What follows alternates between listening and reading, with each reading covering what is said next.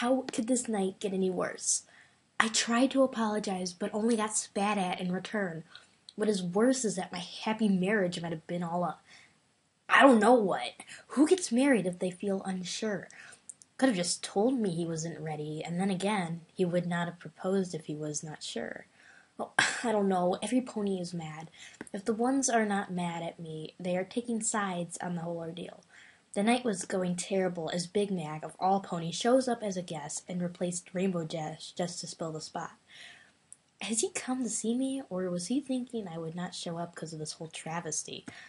Aunt Celestia was out of the room waiting for Twilight in her study. Luna followed her to see if she could calm her down. And if that was not bad enough, Shining Armor just punched him in the eye right in front of every pony. Gasps were heard. Twilight only stood there, looking all smug, standing next to her brother. Shining Armor shouted in disbelief, and must have thought I slept with some prize stallion of a high class. Big Mac was a country pony, and from what I saw, he had no problem with it. But my eyes turned to the red stallion on the floor as he quickly rose to his hooves after his own sister came to his aid. My mouth was wide open as Big Macintosh brushed off the punch as if it were nothing. A strong pony I heard he was, but this strong? That look in his eyes I only seen a few times is when he has ever crossed you better pray to the gods. You are going to be in a world of pain. I only seen him fight a few times during training and another to fight in my honor during one of our trips together outside of Canterlot. Probably one of the only times I ever felt Shining Armor ever do anything out of love for me. Big Mac brushed his sister's hoof away and looked dead at the eye in Shining Armor. He spoke. I just came here as a guest. I don't know what your beef is. You slept with my wife, you piece of crap! Big Mac looked at me. His eyes filtered from his serious to his gentle, confused look. Something about him makes him look like a big, dumb animal, but the sweet kind. He was confused, I could tell, and I'm thankful that he did not react quickly and in a male instinct hit back. My face melted in a sorrowful look. I never wanted him to get hurt, nor Shining Armor. This was all my fault, and now every pony was up in hooves about it. To my disgust, some ponies were cheering on a fight. Guards told them to quiet down and tried to restrain Shining Armor, but kept watch on Big Mac if he tried anything. Get off of me! Control yourself. Shut up! I'm your captain, and you will listen to me! Your captain no longer. Please stop or you will further be demoted. I don't care anymore! I want him dead! Sir, if you don't stop... Now look here, mister. It was an accident. The princess did not tell me that she was married in the first place and was drunk. You took advantage of my wife while she was drunk? Not even married? Twilight was right. You are a slut. My heart felt like it was being stabbed over and over again. Every pony focused their eyes on me. They already brought into the whole scandal. Now, they know for a fact what I said was true about not having a husband. But that was the alcohol talking. Now don't you start calling girls names. Why do you care? Princess Cadence is a very nice pony. Gentle, kind, social. You at least have a special sun pony. We all make Oh, shut up! Just shut up before I put a big hole in your face. Bet your whole family is nothing but homewreckers. Take that back! Shut up, hick! That is what broke the camel's back. Big Macintosh walked straight up to Shining Armor and pressed his forehead up against his.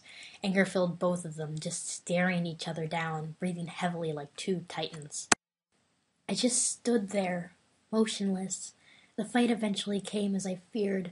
Both threw punches, kicks, headbutts, slamming each other into the tables, spilling food everywhere. It was horrible.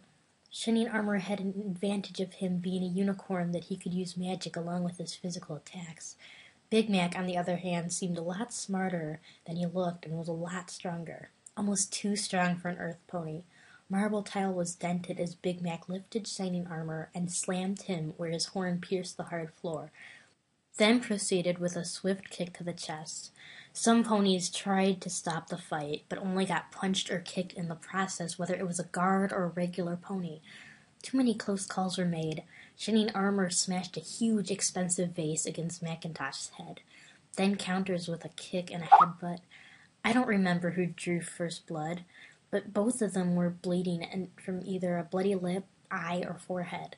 Still, some ponies tried to stop the fight, again only to be punched or brushed to the side. I could not just take this anymore. All of this because of me. I screamed at the top of my lungs and tears rolled down my face. "Stop it!" I cried. "Stop it! Stop it! Please!" The fight kept going. "Please!" Just then, a thunderous boom blasted in the eardrums of every pony in the room. Lightning struck out of nowhere, and in the doorway stood my aunts, both of them extremely angry, but Celestia was the most. Her eyes seemed ready to catch and chew out the nearest pony. With her magic, she pulled Big Macintosh and Shining Armor away from each other and subdued them. There was damage done to the ballroom. Celestia rose her head and yelled angrily as she pointed to each of us, from me to Twilight Sparkle to both Shining Armor and Big Mac. You, and especially you, Twilight Sparkle, in my study now. I am not repeating myself." The guest ponies shook for all the stories they heard about Celestia being a tyrant. They got a taste from hearing her thunderous commanding roars, demanding obedience. She looked at me. "We're settling this now, young lady." She looked back at the audience. "For the rest of you, the party is over. Good day." Silence hit the room except for the faint sounds of slow breathing from Shining Armor and Big Mac, and along with the blood dripping from them. Every pony just realizing that they did the unthinkable. I looked at Twilight Sparkle, looking scared that her mentor commanded she not waddle any more. She better be proud of herself. But I looked back at both stallions bruised up. I reached out and pulled out a handkerchief that Big Mac offered me earlier. I was about to walk up to Shining Armor and comfort him, but something prevented me from doing so. Shining Armor looked at me, holding his arm while blood came from having a bloody nose, still breathing, waiting for me to come to his side. Then I looked at Big Mac, the pony that set the gears in place tonight, but he defended me. I was confused. I looked at Big Mac as he was bruised as well. His eyelid was swelling up. He turned his head to spit a tooth out of his mouth, then lowered his head in shame. I shied in defeat, and I threw the handkerchief down in between them. I'm tired of playing around.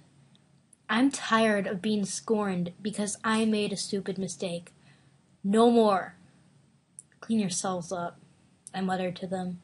I turned my back to them and then climbed up the short set of stairs to find my aunt's study area to wait my fate, as well as the others.